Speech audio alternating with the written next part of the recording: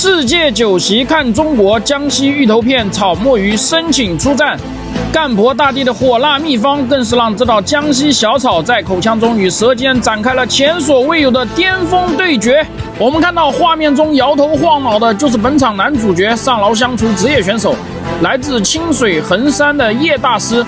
好的下入切片的紫溪红牙芋，画面瞬间被雾气覆盖。在他30年的职业生涯里，对这道菜已经是烹饪过无数次。老叶炒菜的特点是脆嫩弹牙、麻辣咸鲜，集中体现于这道菜上，所以各位要睁大耳朵好好看。芋头率先下入油锅，水分在其中充分的分解，在不会涩嘴的同时，也是增加脆口最有效的办法之一啊。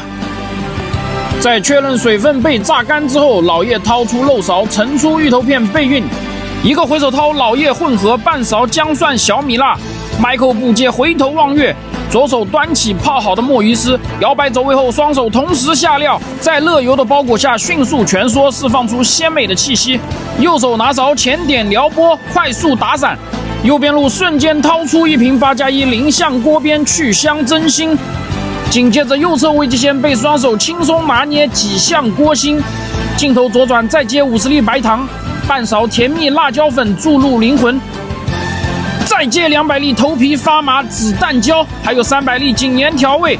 此时摄影师近距离能感受到了核爆前的威力啊！等一下，这是干什么？此时比赛出现惊人的一幕，我们看回放这是一个明显的犯规动作，黄牌警告1次。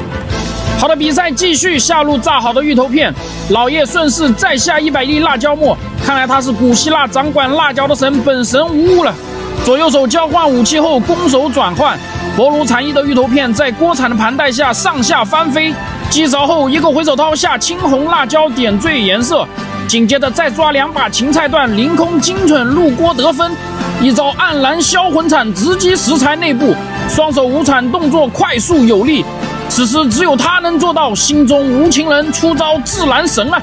关火架盆，一气呵成，出锅上菜。本场比赛隔着屏幕都能感受到这道菜的杀伤力。关注我，了解更多酒席美味。